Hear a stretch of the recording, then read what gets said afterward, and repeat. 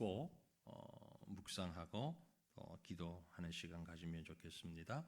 히브리서 5장 1절부터 10절 말씀 한 절씩 저와 여러분이 나누어서 말씀을 읽겠습니다. 제가 먼저 1절을 봅니다. 대제사장마다 사람 가운데서 택한 자이므로 하나님께 속한 일에 사람을 위하여 예물과 속죄하는 제사를 드리게 하나니 그가 무식하고 미혹된 자를 능히 용납할 수 있는 것은 자기도 연약에 휩싸여 있음이라. 그러므로 백성을 위하여 속죄제를 드림과 같이 또한 자신을 위하여도 드리는 것이 마땅하니라.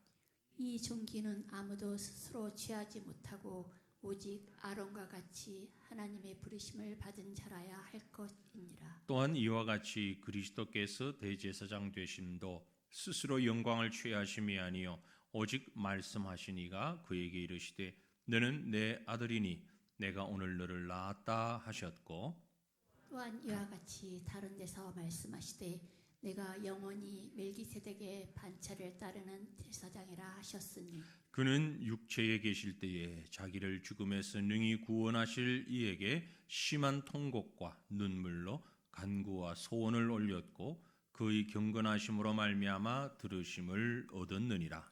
그가 아들이시면서도 받으신 고난으로 순정함을 배워서 온전하게 되셨은즉 자기에게 순종하는 모든 자에게 영원한 구원의 근원이 되시고 하나님께 멜기세덱의 반차를 따른 대제사장이라 칭하심을 받으셨느니라. 아멘. 히브리서를 시작하면서부터 계속적으로 또 우리에게 얘기되어지는 것이 대제사장이라는 용어입니다. 예수님께서 대제사장이 되셨다. 예수님은 대제사장이시다. 그런 표현들이 많이 등장을 하고 있죠. 근데 실질적으로 이제 그 대제사장이신 예수님에 대해서 5장부터 10장에 이르기까지 아주 구체적인 말씀들을 계속 이어나가고 있습니다. 오늘 말씀을 보면 한 두 가지를 우리에게 얘기하고 있는데요. 하나는 대제사장의 자격과 그 사명에 대해서 먼저 말씀하고 있죠. 대제사장이 어떤 자격을 갖추고 있고 그가 어떤 사명을 가졌는가. 대제사장은 제사장 중에 대표적인 제사장이다 그 말이죠. 대표적인 가장 대표적인 제사장을 대제사장이라고 그러는데 이스라엘 백성들에게 있어서는 1년에 한 번씩 그 성전에 들어가서 제사를 드리는 그 일을 맡은 자들, 백성을 대표하여서 제사 드리는 자를 말하는데 오늘 본문에서는 예수님을 대제사장으로 이야기하면서 1절부터 4절까지 말씀을 보면 일반적인 대제사장의 자격을 먼저 얘기하고 있습니다.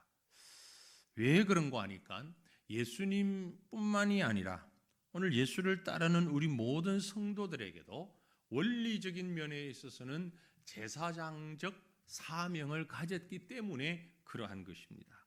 일부 잘못된 신학을 가진 사람들이 목회자가 오늘날 목회자가 제사장이다 이런 주장을 하는 분들이 있는데 전혀 그렇지 않습니다. 그건 아닙니다. 잘못된 말이고요. 목회자가 제사장 아니고 목회자도 성도도 동일한 성도입니다. 단지 맡겨진 일이 다를 뿐입니다. 모든 성도는 그런데 제사장적 사명이 있습니다. 우리에게는 모두가 제사장적인 사명이 있고 선지자적인 사명도 있습니다. 세상 가운데서 모든 세상을 대표하는 대표자적 사명도 있습니다. 그런 모든 사명을 가지고 있는데 특별히 제사장적 사명을 가진 이들 가운데 가장 큰 분이 누구냐? 바로 예수 그리스도이시다라는 것입니다. 구약의 대제사장이 어떻게 신약의 예수님을 예표하는 자로 볼 수가 있겠는가 하는 것을 말씀하기 위해서 오늘 대제사장의 자격에 대해서 말씀하고 있죠. 먼저 1절에 보면 이렇게 말씀합니다. 대제사장마다 사람 가운데서 택한 자, 아주 중요한 조건이 하나 있습니다. 사람이어야 한다 이 말이죠. 대제사장은 누구여야 한다? 사람이어야 한다. 제사장은 사람이어야 한다. 멍멍이는 안 되는 겁니다. 동물은 안 되는 거예요.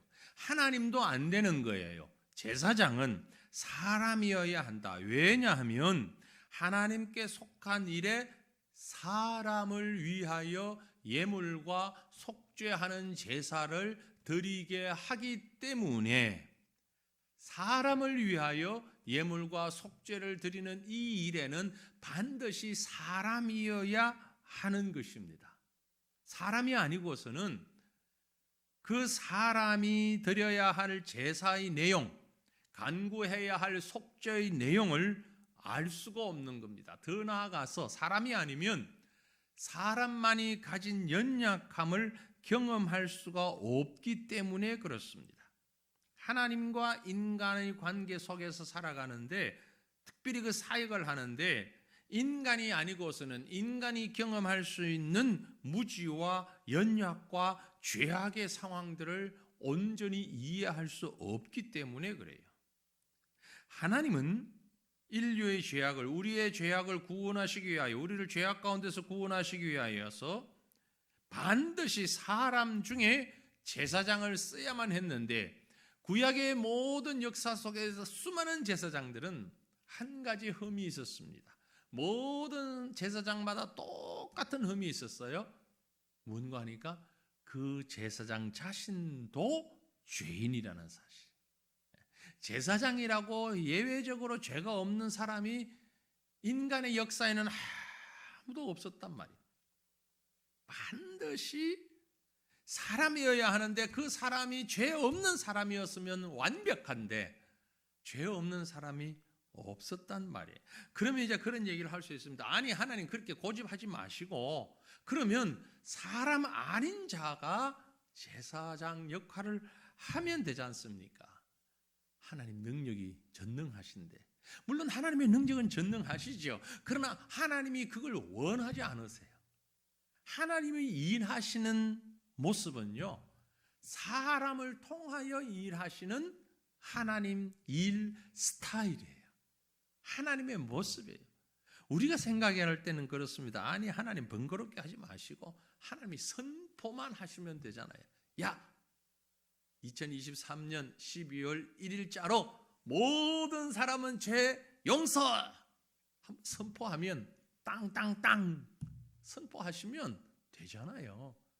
그런데 왜 하나님은 그렇게 간단하고 쉬운 방법을 택하지 않고 없는 사람 중에서 그 사람을 찾으려고 하십니까?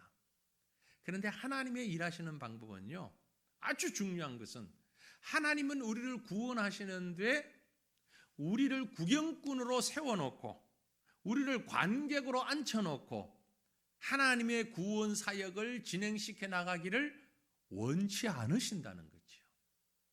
하나님은 우리를 주인공으로 쓰시기를 원하시지, 우리와 함께 동력하기를 원하시지, 우리를 예외로 앉혀놓기를 원치 않으신다는 겁니다. 여러분, 아주 분명히 기억하십시오. 하나님께서 우리의 구원이라는 엄청난 일을 행해 나가실 때 우리를 구경꾼으로 가만히 세워놓지 않으신다는 거죠. 관객으로 앉혀놓지 아니하신다. 하나님이 일해 나가시는 무대에 우리를 올라오게 만드시고 우리와 함께 그 일을 만들어가게 하시는 하나님, 얼마나 감사한지 몰라요. 하나님은 우리와 함께 하기를 원하십니다. 아멘. 이럴 때 아멘 안 하고 언제 아멘 안 하지? 하나님은 우리와 함께 일하시기를 원하십니다. 너 한참 잠자고 있거라. 저기 한쪽 모퉁이에 가서 좀 가만히 있어. 내가 일 다 해놓고 부르면 그때 와. 아니에요. 하나님은 우리와 함께 일하시기를 원하신단 말이에요. 얼마나 감사한 일인지 몰라요. 왜냐면은요, 저도 여러분도 우리 모두가 그럴 만한 자격이 있느냐? 전혀 없어요. 눈꼽만큼도 없어요. 하나님이 일해 나가시는데 뭐 세상을 다스리시는 것은 물론이고 우주를 움직이시는 것은 물론이고 특별히 우리를 구원하시는 일에 우리가 할 수 있는 일이 뭔가 있느냐? 아무것도 없어. 그죠? 우리가 우리 구원을 위해서 뭘 할 수 있어요? 아무것도 없어요. 그런데도 하나님은 우리를 통해서 일하기를 원하신다 이 말이에요. 이 얼마나 놀라운 일입니까? 그래서 하나님이 친히 사람이 되셔서 이 땅에 오셨어요. 왜? 사람을 구원하시기 위해서, 우리를 구원하시기 위해서. 와, 놀라운 일이에요. 우리를 구원하시는데 하나님은 우리 생각에는 그럴 필요가 없음에도 불구하고 우리의 연약함, 우리의 부족함, 우리의 죄악됨, 이걸 다 경험하시는 거예요. 주님이 죄가 있어서 그러냐? 아니에요. 주님은 죄가 없으세요. 그럼에도 불구하고 죄 있는 우리들처럼 연약함을 다 감당하시기를 원하시는 거예요. 이 얼마나 놀라운 일입니까? 이 얼마나 엄청난 일입니까? 특별히 하나님께서 우리를 그렇게 사용하고 계신다는 사실을 우리가 꼭 기억하시길 바랍니다. 이것은 무엇을 말씀하시는가 하니까 내가 구원받는데도 마찬가지로, 다른 사람들이 구원받는데도 마찬가지로 하나님이 그렇게 일하신다는 거죠. 아니, 저 선교지에 왜 수많은 선교사들을 보내고 교회가 기도하고 헌금을 보내고 선교지를 가고 심지어 목숨을 잃고 왜 그 일을 합니까? 하나님이 짠 하고 그 영혼들 그만 구원하시면 되지. 하나님 능력으로 홍해를 가르시는 하나님께서 땅을 한번 흔들지, 하늘이 한번 휘청거리든지, 그렇게 해서 불신자들을 한꺼번에 그만 공포 속으로 몰아넣어가지고 예수 안 믿으면 안 되도록 만들어가지고 믿게 하시면 되잖아요. 왜 하필 예수를 믿어야 되고 그 일에 선교사들을 써야 되고 전도자들을 써야 되고 우리를 써야 됩니까? 얼마나 감사한지요. 우리를 그렇게 사용하시는 하나님, 우리를 하나님의 일꾼으로, 하나님의 동력자로 사용하시는 하나님, 그게 바로 대제사장이신 예수님을 생각할 때 우리가 받는 첫 번째 은혜고 가장 큰 은혜예요. 예수님이 대제사장 되셨다는 것은 우리와 동일한 그 연약함을 체험하시기 위해서입니다. 2절 말씀을 보니 이렇게 표현하고 있어요. 그가 무식하고 미혹된 자를 능히 용납할 수 있는 것은, 그가 누구죠? 예수님이 무식하고, 무식한 사람 누구예요? 누가 무식한 사람입니까? 예수를 알지 못하는 사람이에요. 예수를 믿지 못하는 사람, 하나님을 인정하지 않는 사람, 가장 무식한 자예요. 가장 기본적으로 하나님이 우리에게 하나님을 알 수 있도록 지혜를 주셨는데 세상 사람들은 그걸 보고서도 하나님을 몰라요. 인정하지를 않아요. 하나님을 믿지를 않아요. 얼마나 무식한지, 무지한지. 뿐만이 아니고 미혹된 자를, 죄에 미혹되었습니다. 악에 미혹되었어요. 사탄에게 미혹되었어요. 누가? 바로 우리가, 죄인들이. 그래서 능히 용납할 수 있는 것은, 이렇게 무식하고 죄로 미혹된 자를 용납할 수 없는데도 불구하고 하나님께서 그리스도를 통하여 우리를 용납할 수 있는 것은 바로 그리스도가 자기도 연약에 쌓여 있었기 때문이다. 그리스도도 똑같은 인간의 모습을 이 땅에 가지고 오셨기 때문이다. 모든 죄인들, 도저히 알 수 없는 자들을 용납하셨다 이 말이에요. 여러분, 하나님이 우리를 용납하셨다는 말 한마디만 해도 우리는 두 손 들고 하나님 앞에 평생을 찬양해도 모자랄 판입니다. 그렇지 않아요? 우리를 용납하셨다니까요. 누구를 용납하셨다고요? 나를 뭐 우리라 그러면은 딴 사람 생각하는지 몰라도 나를, 여러분 자기 자신을 한번 보셔요. 우리가 얼마나 하나님 앞에서 정말 보잘것없는, 여기 있는 무식하고 미혹된 자가 누구냐? 바로 우리잖아요. 우리 자신이잖아요. 주일마다 말씀 듣고 예배 드리고 성경을 그렇게 읽고도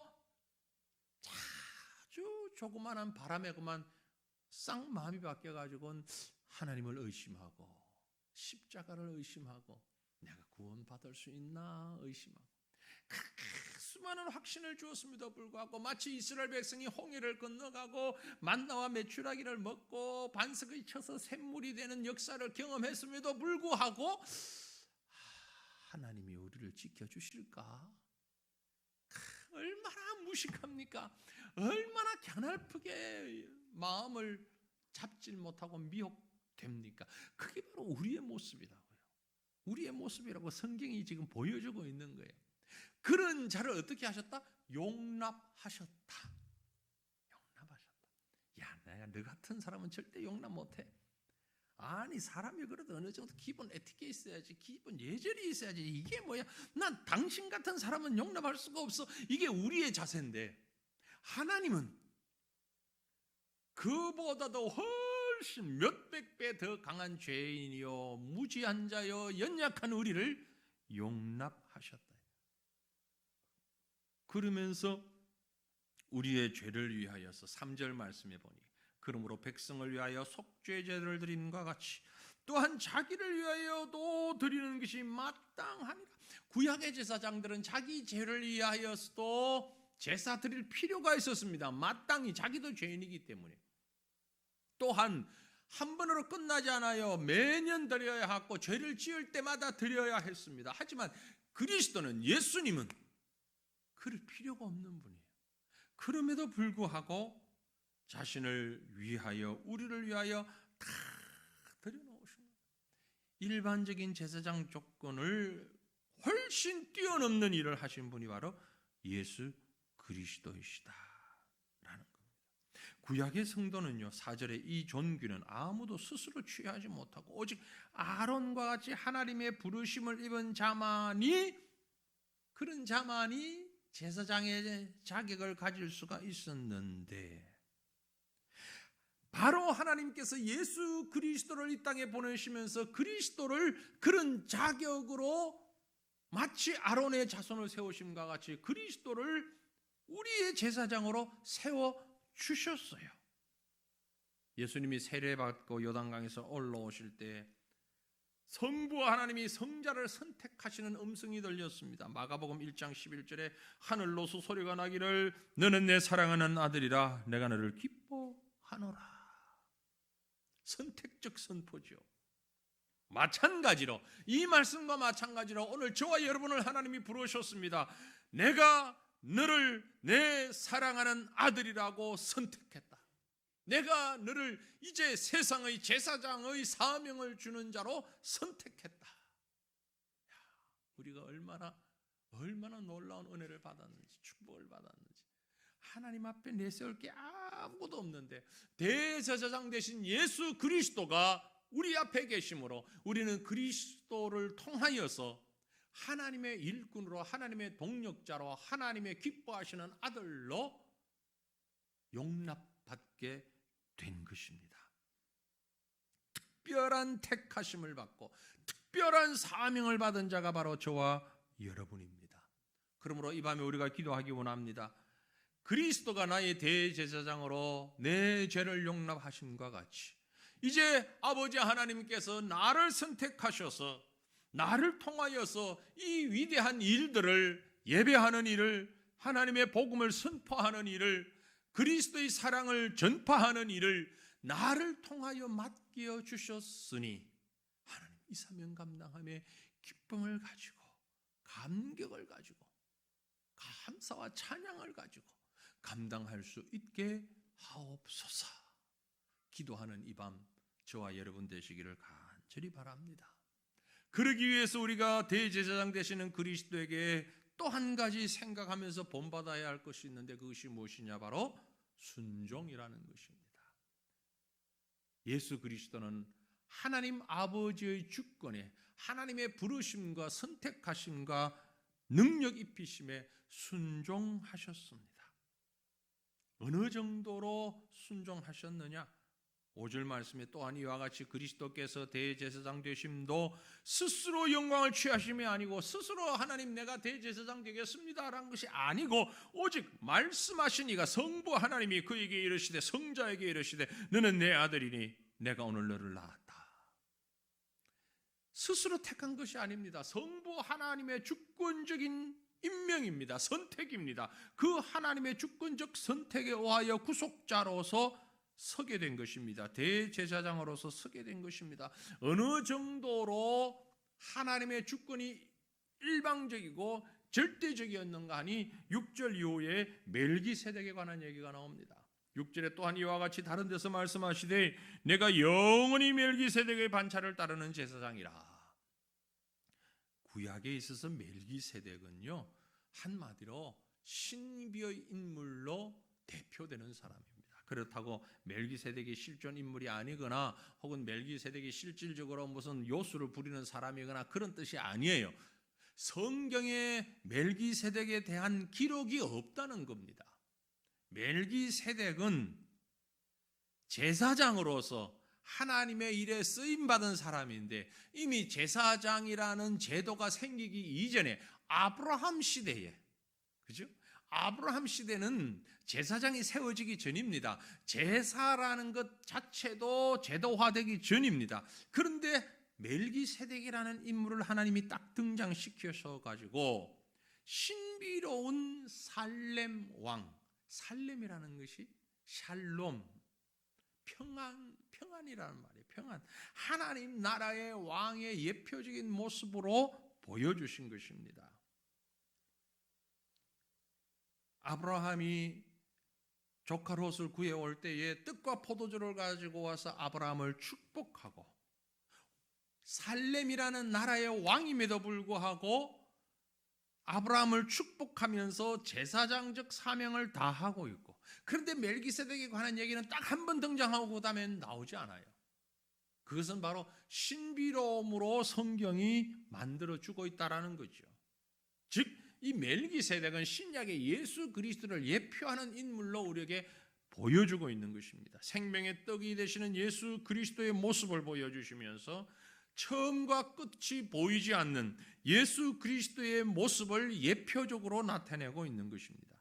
그런 것처럼 멜기세덱을 세운 것처럼 성부 하나님께서 성자 예수님을 세우셔서 그 일을 맡기셨다. 그러니까 멜기세덱은 그림자예요. 그림자와 같이 하나의 그리스도를 보여주는 예표적인 성격으로 사명을 다한 겁니다. 실체는 예수 그리스도예요. 그래서 본문 8절 9절에 보면 그가 아들이시면서도 받으신 고난으로 순종함을 배워서 온전하게 되셨은즉 자기에게 순종하는 모든 자에게 영원한 구원의 권한이 되셨다. 구약 성도들은 멜기세덱이 그렇게 신비롭게 느껴졌는데 거기에 비교할 수 없을 만큼 더 큰 신비는 우리를 구원하시는 구원의 신비요. 그 구원의 신비는 바로 예수 그리스도를 통한 신비요. 예수 그리스도는 하나님 자신임에도 불구하고 고난을 순종하면서 배웠다. 고난을 몰라서 배웠다는 의미가 아닙니다. 이것은 모르는 지식을 배웠다는 말이 아니라 그 고난을 체험했다는 얘기예요.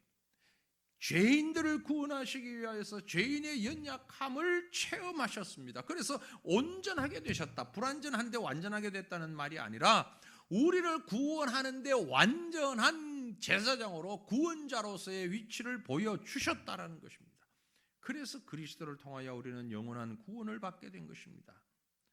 성자 예수님께서 우리를 구원하시는 일에 성부 하나님의 명령에 절대적으로 순종하셔서 모든 고난을 받으셨는데 마치 멜기세덱을 예표할 만큼 그런 인물로 오신 분께서 십자가를 지시고 고난을 당하시고 우리를 위해서 죽기까지 순종하셨다는 거죠. 이 얘기는 무슨 얘기인가 하니 이제 우리 그리스도를 따르는 우리에게 제사장적 사명을 주셔서 하나님의 동력자로 하나님의 일꾼으로 부름받은 우리에게 꼭 한 가지가 필요한 것이 있다면 무엇일까? 바로 순종이라는 것입니다. 예수님께서 그렇게 하셨던 것처럼 하나님이 사람을 입고 이 땅에 오셔서 그리스도의 모습으로 우리에게 오셔서 행하신 일 가운데 가장 중요한 그것이 무엇이냐? 딱 한 단어만 얘기하라면 바로 순종이라는 겁니다. 우리가 하나님의 일꾼으로 하나님 앞에 서서 제사장 되신 예수 그리스도를 따라가는 자로 섰을 때 가장 중요한 한 가지는 역시 순종이라는 말입니다. 바로 그 순종을 우리에게 가르치기 위해서 오늘 이 말씀하는 거예요. 그럼 그 순종의 내용은 무엇을 어떻게 순종하라는 거냐? 고개만 끄덕이는 것이 아니라 입으로만 이해하는 것이 아니라 예수님께서 행하셨던 것처럼 행함으로, 십자가를 지심으로 순종하신 거예요. 성자 예수님이 성부께서 내 백성을 구원해 알겠습니다. 제가 하겠습니다. 네가 이 자들을 위해서 제사장의 사명을 감당해야 돼. 예, 하겠습니다. 제사장의 사명을 감당하겠습니다. 아버지, 저들을 용서하여 주시옵소서. 이렇게 하지 않았다는 거죠. 감당하겠습니다. 어떻게? 네가 죽음으로 감당해야 돼. 예, 알겠습니다. 제가 죽겠습니다. 그리고 십자가의 길을 가신 거예요. 예수 그리스도의 순종은 십자가를 지는 행함의 순종이었습니다. 그러므로 오늘 이 시대에 대제사장 되신 예수 그리스도를 따라가는 사랑하는 성도들이여, 저와 여러분에게 주님께서 요구하시는 가장 크고 가장 우선되고 마지막까지 가져야 되는 것이 있는데, 그것이 바로 순종이라는 것입니다. 무슨 순종? 행함이 있는 순종. 야고보서 2장 26절에 말씀하기를 영혼이 없는 몸이 죽은 것 같이 행함이 없는 믿음은 죽은 것이라. 우리가 믿음의 사람입니까? 예수 그리스도를 우리의 구주로 섬기십니까? 그렇다면 우리에게 나타나야 하는 다른 건 하나도 나타나지 않아도 되는데, 다른 건 좀 부족해도 되는데, 이 한 가지만큼은 반드시 있어야 되니 그것이 바로 순종이에요. 행함이 있는 순종. 우리의 믿음을 행함으로 나타내는 순종. 예수님의 대제사장적 직분의 시작과 과정과 결과가 바로 이 한 단어에 다 포함되어 있는 것입니다. 행함이 없는 믿음은 죽은 것이라. 그리스도께서 우리를 구원하시기 위하여 친히 십자가를 지시는 행함의 순종으로 우리를 구원하셨습니다.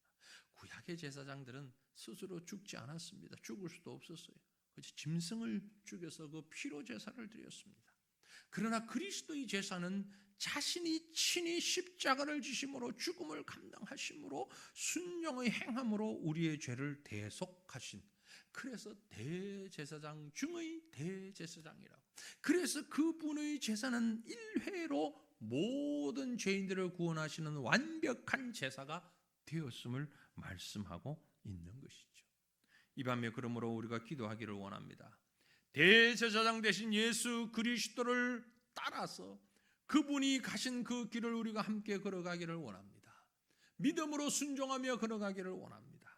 동시에 그리스도의 순종이 바로 나의 순종으로 이어져서 우리의 믿음이 그런 실천적 행동으로 주님 앞에서 나타나며 우리의 믿음을 드러내고 그분을 한 발짝 한 발짝 따라가는 저와 여러분 될 수 있기를, 그리고 그러한 우리 자신들을 위해서 기도하는 이 밤이 될 수 있기를 우리 주님의 이름으로 축원합니다.